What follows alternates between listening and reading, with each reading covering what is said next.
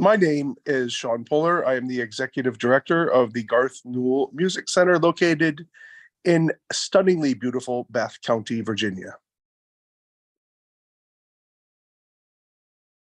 Definitely a lot of dysfunction in the staff, and that was leaking up to the board through whispers and just sort of a passive aggressive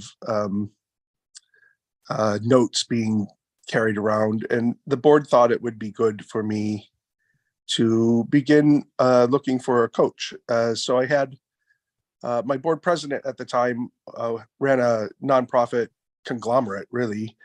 And he was just telling me of his experiences with coaches throughout his career. And what it turned out with was a regular set of coaching sessions and setting goals. And really, it was a way of just getting my head really screwed on right about things and doing some cognitive shifting about what was happening and finding some ways of making some real action plans and not getting caught up in the stew of just my sort of isolated emotions about everything. The thing I got most was being Mm, intentional about what I want and being intentional about what the goals are for the organization. And that intention can't just be one thought, it has to be a practice thought throughout the day, and then the next day, and then the next day, and then the next day. So it becomes a habitual way of thinking.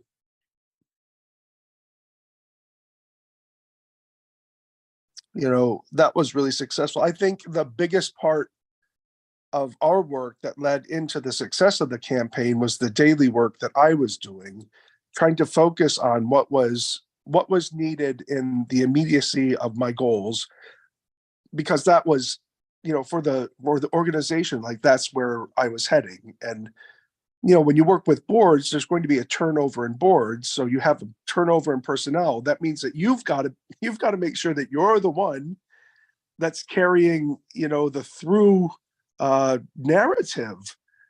As personnel shifts and board shifts, you're the one carrying that through. So the daily work, the daily lineup, the daily queuing up, the daily teeing up, those little tiny daily goals turned into weekly goals, into monthly goals. And by the time we launched the campaign, everybody was on the exact same page.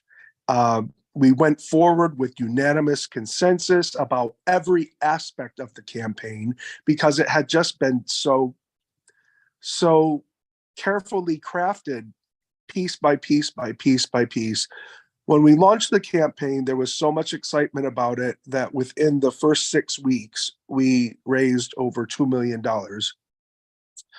And we had to reconvene because we hadn't even really, we were in a pandemic. So we launched the campaign and there's this instant outpouring of seven figures, which our organization had never, ever, ever, ever, ever, ever, ever, ever seen, right? Never, never.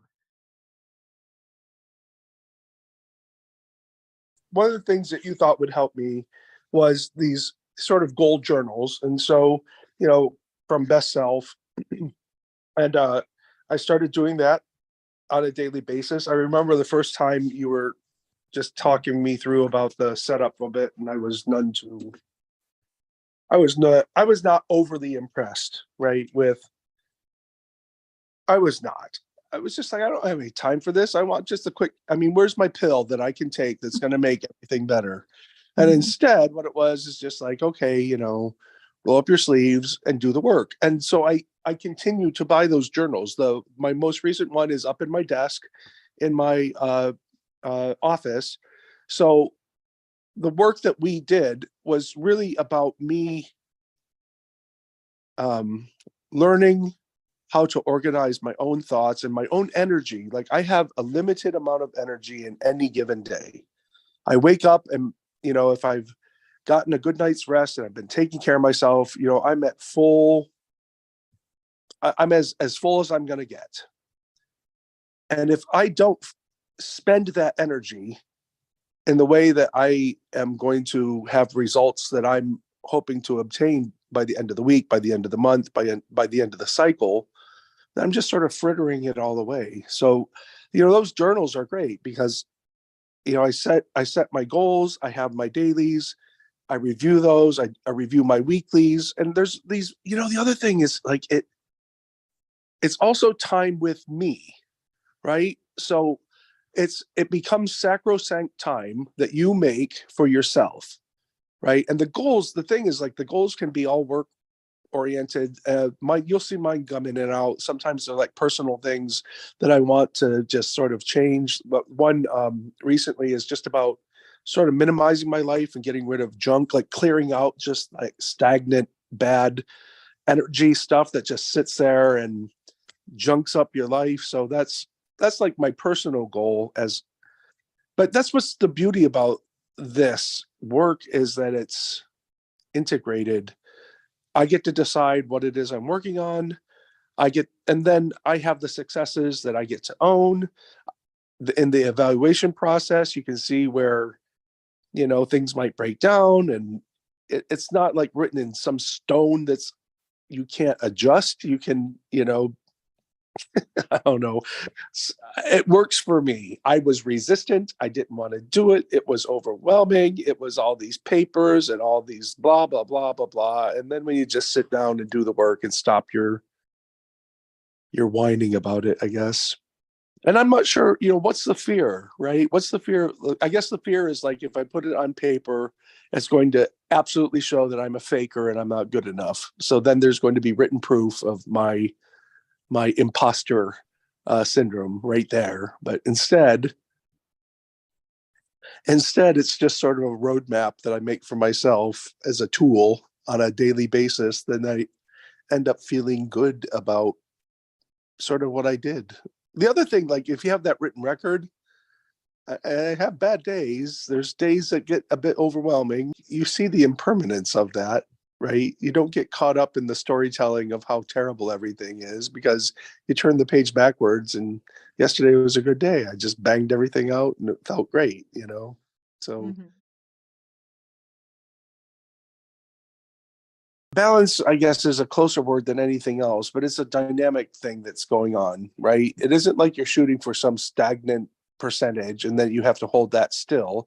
It has to be able to move back and forth depending on what the needs are. And, over the last few years, I've had a lot of personal needs as I was taking care of my partner who was ill. And that meant work had to be less. And,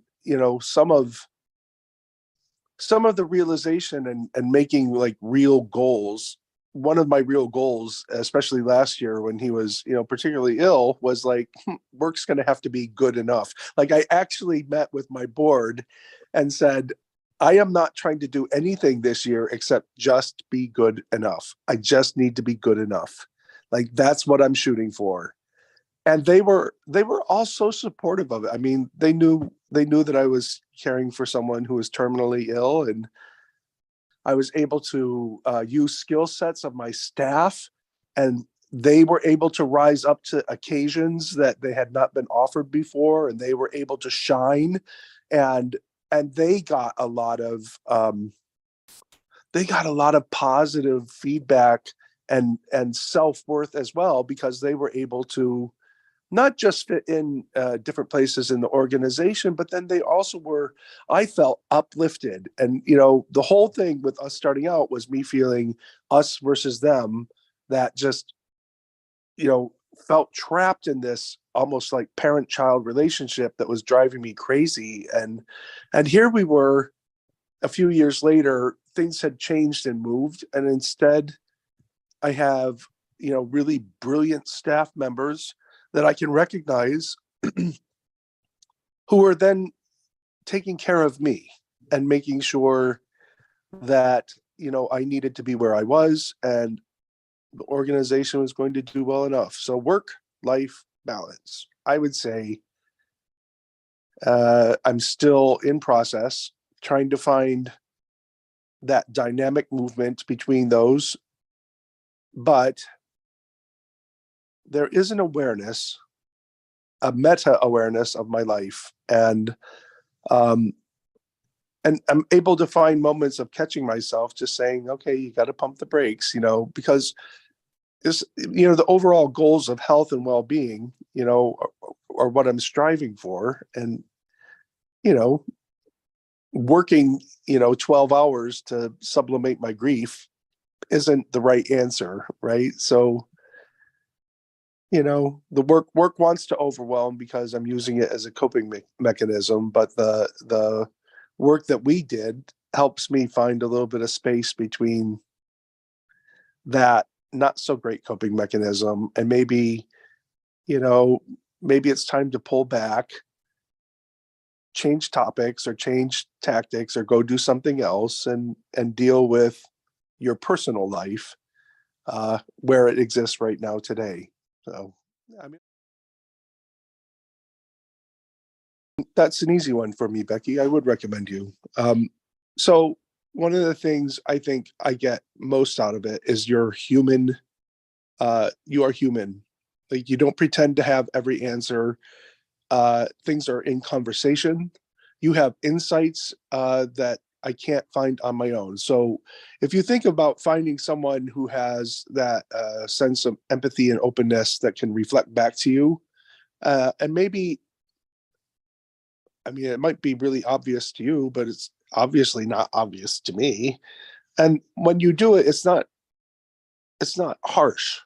Like, you're not looking to score points on it. And I'd never have felt like you're trying to aggrandize yourself. The work that's being done is really about focused on me, your client, right? So in that way, it's a conversation between friends. And for me, it was. I mean, it was a conversation with a friend, but also a friend that had some insight and skills that about like helping me out of my own dense uh, energy and my own dense, like, trapped up in the the dynamics, and you just can't see things when you're clutched in like that. And yeah, let's face it, I mean, you smile and you laugh and all, you just bring out joy. It isn't like we didn't have emotional moments, but there's joy behind it. So I don't know, you finish a session with you and I feel better, I feel hopeful, I feel like I can do the next thing I need to do, uh and do it with an open and happier heart than I did going in. You didn't do the work for me, and you didn't have any magic bullet. Or that's the other thing, Becky. You don't have any magic bullets. What you do is you inspire me to do the work. You inspired me to roll up my sleeves and go down into the muck and do the work and find a way to come up out of the muck and be clean. Yay.